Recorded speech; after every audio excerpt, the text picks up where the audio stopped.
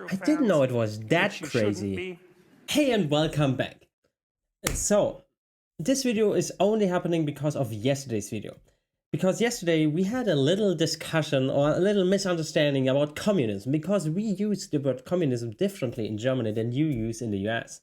In Germany, we mostly talk about communistic regimes as an ideology. So we say that was communistic regime, Soviet Union, for example.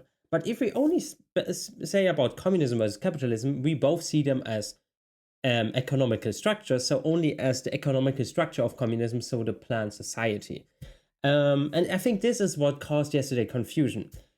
And this is exactly why we are going today back to the American word of communism, so the ideology, so the communistic regime, and see what communistic regimes does. And of course, I know already that communistic regimes were not very good. I mean, we had it in the east of Germany, in the DDR, as we say it in German, for 40 years, and already still up to today, it is still worse than West Germany in many regards, and the people there are very not happy. But before we get into the video, please hit like and subscribe. It would help me so much to make more of this content. And if you like a little different video, then let me know this in the comments. Thank you so much for that, and let's go into the reaction. So let's look at what happened after the revolution. Yeah. And we might say, well, how about we replicate the experiment a few times? Because you know how it is, if you're running a scientific experiment, yeah, you want to find out. You can always have an outlier, so you should make a replicatable experiment. What something does if you allow it to behave. You don't want to just run it once because, well, maybe there was something specific about those conditions that led to the outcome. You want to generalize it across multiple circumstances. So we might say, well, let's take this set of ideas and let's run it on a large scale over a very long period of time in a variety of exceptionally diverse cultures and languages. It's a way to put it. So let's do that. Okay, well, we could first start with the Soviets. People, even now, because it's like the 100th anniversary of the Russian Revolution, are celebrating Lenin. It's like, that's not good. Oh, yeah, wait. Russian Revolution was 1917? Tell me if I'm totally wrong, but I thought it's not.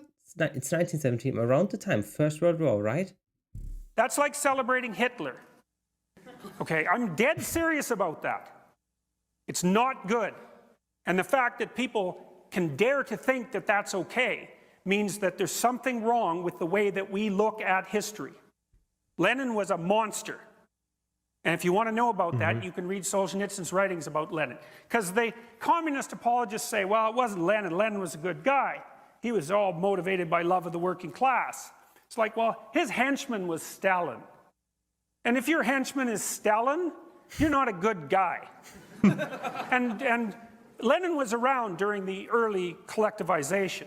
And if you read what he wrote, you'll find out that he was perfectly willing to have any number of people die as long as his ideological system could be brought into being. That's true. So there's no celebrating Lenin. There's no we're cool, young, Marxist, hip revolutionaries, and he's our idol. It's like, there's none of that. Not if you know anything. Not if you're decent. Well, there was the death of the kulaks, I told you about that. There was the Ukrainian famine, that's 6 million gone there. There was the rise of the Gulag state because it turned out that Russia, the Soviet Union, couldn't run on the principles that it had. I don't know, Russia is so bad, or Soviet Union, or however you call it. We know exactly what we mean, right? They have different shapes, right? But it's all the same, right? They are so bad to their people all the time. It's so... I mean, of course, North Korea is as well, and China also, right? Although I spoke to a Chinese that pretty much liked it because race there, right? But I still think for a European or American perspective, it's not great. I don't know how you can have so less respect for your own people. Laid down as sacrosanct. They just didn't work, so you had to enslave everybody and run your economy as a slave state, essentially, and try not to kill the people in the gulags so fast that you can't suck some productive labor out of them. It was the death of tens of millions of people. We don't even know. I mean, it's sad, the but estimates it range makes from it good. 15 to 60 million. And like, Yeah. we won't get too picayune about the numbers because after the first 10 million, you kind of made your point. And the fact that we don't know between 15 and 60 is actually an indication of the horror of it. Because our count is off by tens of millions. And that's only within the last century. And then there was the 1956 crackdown on Hungary and the 1968 invasion of Czechoslovakia. Then there was the whole like thermonuclear holocaust thing that was going on at the same time, and the fact that in 1962 and in 1984 we were seconds away from complete annihilation, right? During the Cuban Missile Crisis, the keys were in the intercontinental ballistic missile release systems, and Castro, as he admitted to Jimmy Carter, in case any of you are Castro fans, I didn't know it was that which you shouldn't be, that he was perfectly willing to have Cuba annihilated if it would have meant the defeat of the United States. And then in 1984, approximately, I may have the date exactly wrong, the Russians received an indication from their early warning systems that the Americans had launched 5 thermonuclear missiles, and one Russian decided that it was a mistake and refused to launch the retaliation. And he just died about 2 weeks ago. So, you know, that was pretty close. And so that was experiment number 1, let's say. That wasn't good, that experiment. Wow. Thank you to this one guy. I heard that it was that close that one refused, but still, it's crazy, right? How far we were at this time from extinction. Probably some humans would be still living, but under what conditions? So that was experiment number 1, let's say. That wasn't good, that experiment. Let's put it that way. Yeah, it wasn't a good good. way to put it. It was exactly the antithesis of good. It was precisely. I'm interested that he didn't mention all of the suffering that happened during the Soviet times to countries that weren't actually in the Soviet Union, for example, Poland and stuff like this. That he let this out because, I mean, for a nuclear war, you need 2 countries, right? And one wasn't communistic. So I would have rather liked some more details into how communism oppressed some countries. That would be very interesting to hear his opinion on. Antithesis of good. But that wasn't all. I mean, there's the People's Republic of China. That's a different country. Like, seriously, a different country, right? Different tradition, different language. How many people died in China under Mao? No one knows. Same issue with the Soviet Union. Although Mao was a bigger monster than Stalin, and that's impressive, you know, because there's Hitler, there's Stalin, and there's Mao. And of the 3, Mao was probably the worst. He's still revered in China. Maybe that accounts for their affinity for North Korea, which could still destroy... In our world, always Hitler comes first, right? But I don't know, especially if you have those 3 persons, I would say his ranking, like Mao, not because I'm German, you know, I couldn't care less about that Hitler gets a good point, you know. I mean, I hate this guy. But then Stalin, then Hitler. Destroy us all, the remnants of that horrible state. Maybe 100 million people died in China during the Great Leap Forward. Million. That's a hell of a leap forward.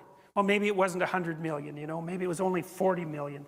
But as I said before, when you're counting in the tens of millions, your point's already made. Yeah. And then there was Cambodia and the killing fields, and Bulgaria and East Germany and Romania and the Democratic People's Republic of Korea, that's North Korea, and Vietnam and Ethiopia, Hungary, etc., etc., etc. It was never a successful communist state. Cuba, I suppose, came closest, but it was radically... the Soviets poured money into Cuba, so that doesn't really count. It was not self-sufficient. So then the first question was, well, are these Marxists motivated by love or hatred? Well, is it love or hatred that produces 100 million dead people? The people that did it, probably not because of love. Please hit like and subscribe. It would help me so much. Thank you. enough evidence or not? And if it's not enough evidence, if you think to yourself, well, that's not enough evidence, it was never really given its proper try. It's like, well, what would have been a proper try? See, I always think when I hear someone say that, I know what you think. You think in your delusional arrogance that you understand the Marxist doctrines better than anyone else ever has, and that if you were the one implementing those doctrines, you would have ushered in the utopia. That's what you mean when you say that. And, you know, they say, and there's an idea. Even if it would work, you know, we have seen that in some, as he said, let's think about it would work. We all know it doesn't, but think about it. That would mean that the circumstances are so small. You know, you have to exactly have those circumstances because, you know, we had many different parts that were different there, and never it worked. So you see that basically it has to be exactly the situation. And as soon as it leaves to be the situation, so the whole thing is very fragile. In a always developing world, being very fragile and being just here we can operate won't work for 100 years, for maybe for 2 years, maybe 2 years, you know, or maybe 5 years, but not for longer. And so I think even if you think there could be something, it would be unbelievable fragile. In the New Testament that there's a sin, it's the sin against the Holy Ghost. If you commit that sin, no one really knows what it is, that you can't be forgiven. And I would say, well, if you want a candidate for the sin against the Holy Ghost in the 21st century, the statement, real communism was never tried, with the underlying idea that if you had been the person implementing it, it would have worked, I think that's a pretty good contender for something for which you should never be forgiven.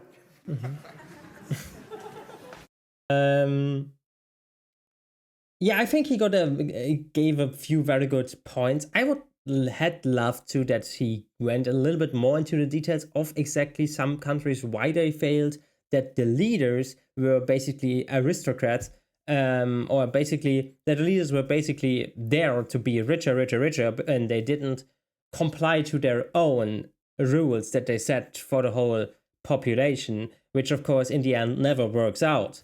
Because if everybody should be equal, then everybody should be equal, and not the leader should be better, girl or boy. Yeah, but in general, I think he found very good words for that.